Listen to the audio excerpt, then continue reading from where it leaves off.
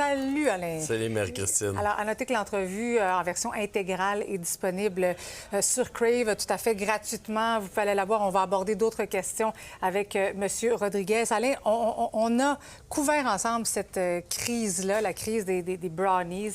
Tu l'as commenté à de nombreuses reprises également. Qu'est-ce que tu penses de ce nouveau chapitre?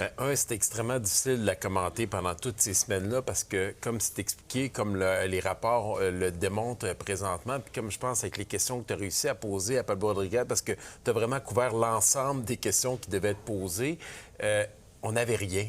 On n'était que sur des suppositions, sur des textos qui étaient partagés à tous les jours. On se demandait toujours. Et là, on nous disait, commentez cela. Oui. Et...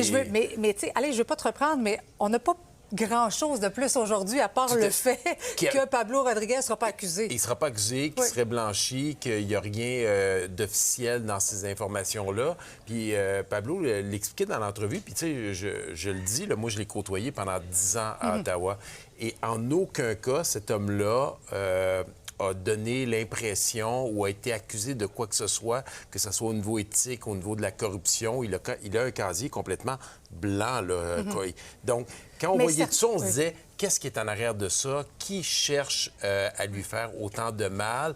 Et jusqu'à où la joute politique peut aller dans ces circonstances-là, puis les dégâts que ça peut faire sur les êtres humains. Parce que cet homme-là est défait en ce moment, et puis ça sera dur pour lui, parce que même si aucune accusation n'est déposée contre lui, est-ce que le mal est fait?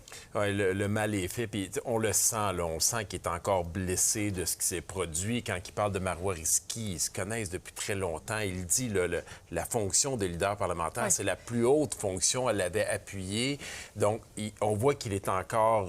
il est encore touché. Les impacts ont été majeurs. Dans l'entrevue intégrale, on l'entend lorsque tu lui poses la question « Vous n'avez rien à vous reprocher. Pourquoi vous avez quitté? » Et là, il parle de sa femme, sa fille qui n'a pas pu aller faire ses examens à l'université. On voit tous les dommages collatéraux que ça peut avoir sur ces humains-là. Là. Et des dommages aussi sur le Parti libéral du Québec. D'ailleurs, le chef Charles Milliard a dit ceci aujourd'hui. Je suis heureux de constater que le parti et même moi, comme chef du Parti libéral, ne sommes pas concernés par ces enquêtes-là. Si d'aventure, on en arrive à la conclusion qui est mentionnée dans l'article que M. Rodriguez n'a rien à se reprocher, bien, je pense qu'il y aura une réflexion collective à faire au Québec sur qu'est-ce qui s'est passé dans la dernière année. Est-ce qu'on va le savoir un jour, qu'est-ce qui s'est passé, Alain? C'est la question.